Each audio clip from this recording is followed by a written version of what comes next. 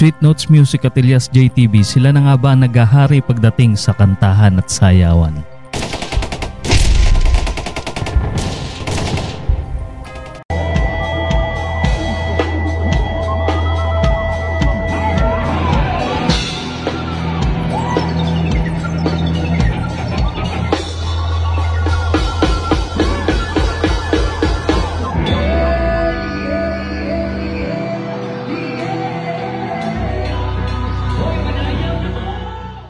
Kamakailan lang ay nag-jamming itong si Elias at si BJ ng banda Sweet Notes, kung saan makikita na talaga legit ang talento nila pagdating sa kantahan, sayawan. At syempre dahil dito ay talagang tuwan-tuwa ang kani-kanilang mga fans na panoorin sila nagpe-perform sa stage. Pag-akyat pa lamang ni BJ sa stage ay sinalubong na ito ni Elias na tila ba matalik na magkaibigan.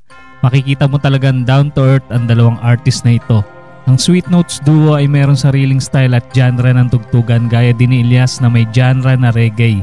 Nitong nakaraan ay nai-issue din si Elias sa kanyang manager, pero syempre hindi yan ang ating pag-uusapan kundi itong kanilang napakalupit na mga talent.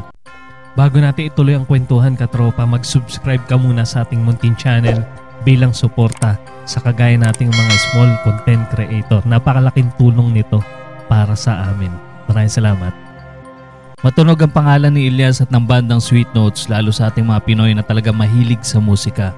Ang bandang Sweet Notes ay nadadalas ang kanilang pagpe-perform sa iba't ibang sulok ng daigdig, kung saan madalas sold out ang ticket ng kanilang mga concert. Todo suporta ang ating mga kababayan dito kina BJ at Charlotte. Sa mga di pamilyar sa banda Sweet Notes Music, ito ang ating konting trivia. Sino nga bang bandang Sweet Notes Music? Ang bandang Sweet Notes ay ang husband and wife na si BJ Bactong at Charlotte Bactong. Sila ay kilala sa social medias gaya ng YouTube, Facebook at TikTok. Pare silang napakahusay kumanta at si BJ naman ay isang malupit ding musikero. Nakilala sila noong pandemic days kung saan nag-viral ang kanilang cover song na Parting Time ng Rockstar.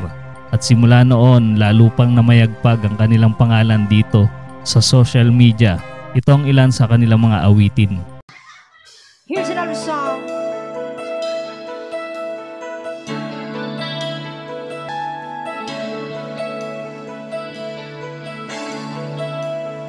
Another song from Mark Sherman.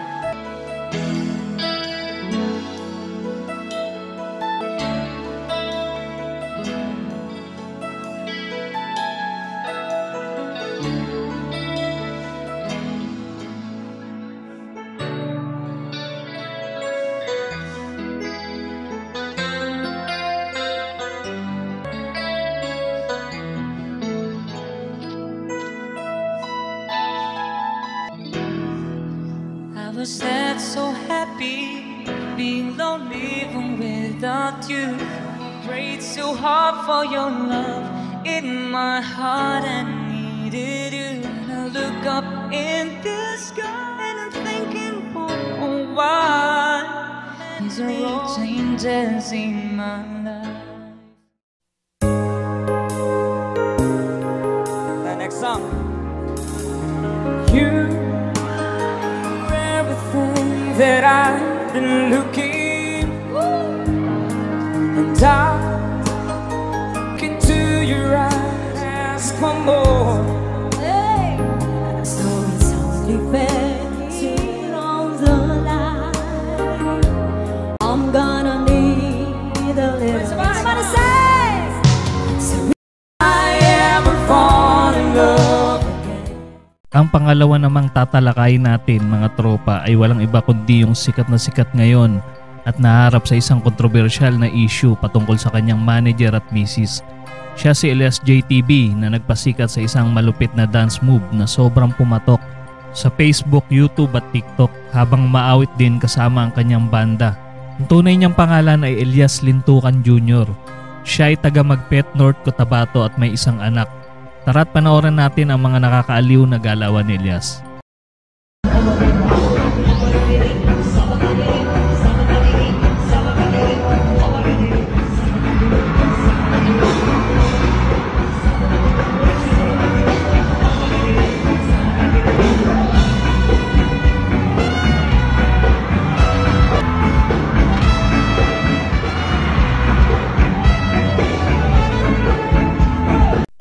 Walang duda na napakalupit ni Elias pagdating sa sayawan. Panoorin naman natin kung gaano kalupit yung kanyang boses.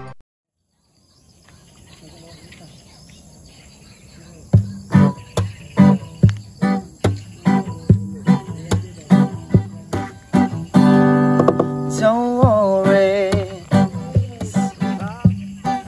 'cause every little thing's gonna be alright. Saying don't worry,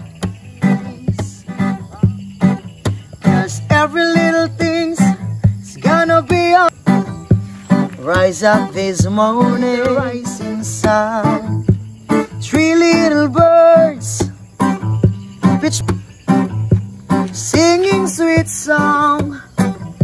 A melody's pure is my message to you. Ikaw katropa, sino ang napupusuan mo sa dalawang bandang ito? I-comment mo lang dyan sa ating comment section at sabihin mo na rin kung saan lugar ka para malaman ko kung hanggang saan umabot ang video na ito. Salamat.